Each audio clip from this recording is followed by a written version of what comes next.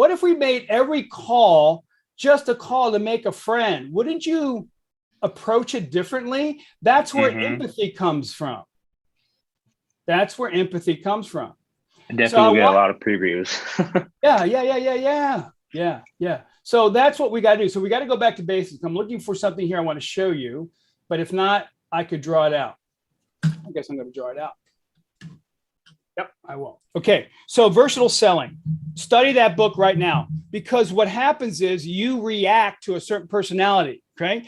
The one that's opposite from you is the one that gives you the most problem, right? Here's a driver. Here's the expressive. This is the amiable and the analytical. Whatever you lead with, the one that is completely opposite of you is the one that gives you the biggest challenge in most cases. So if that is the case, then we need to role play with someone that is that personality style. Oh, really? Yes. So if you are a driver and you have problems with either probably expressive people or maybe this here, you're going to have to role play with those types of people. And remember that everything on this side is what we call high on emotion. Everything on this side is low on emotion. Everything above here on the D and the I are fast to make decisions, and people here on the bottom are slow to make decisions. So that means that the C and the S, the amiable and the analytical, are slow to make decisions. Out of all these people you're working with, there's only one that's telling you the truth when they're saying they have to think it over. And who is that? The C.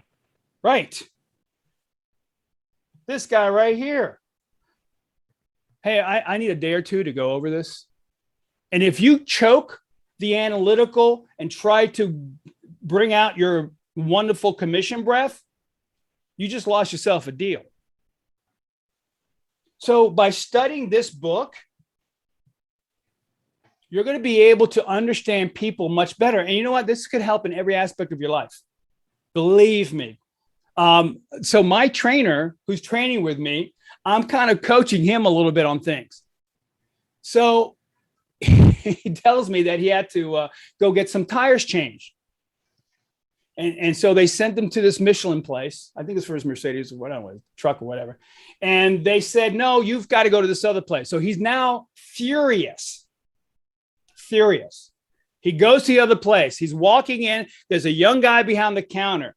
And he remembered what I told him. I said, you know, Hank, that's what I call a choice point. You go this way or you go this way in the conversation. And you have to observe yourself in everything you're doing, because if you don't, you're going to default into the place that you don't want to go. And that's probably this one over here, which gets you nowhere. If you go down the right road here, this will take you to money. Let's go back to basics here. Most people don't want to look at their that one place here, which we call a choice point, which is what Dr. Susan David talks about. What if you slow down just a second? He goes, I did that. And I remember what you said last time. This guy's, we're at the target range. He's massive expert at all this stuff. And I'm figuring I'm going to throw him on some of my stuff. And so I did what you said. I said, hey, I'm not sure if you can help me. When he went to the counter and he was extremely upset, he wanted to choke the guy, and I wouldn't want to mess with him. Hey, I'm not sure if you can help me. He brought everything down and was in control. And it worked. Are you in control when you're talking to people?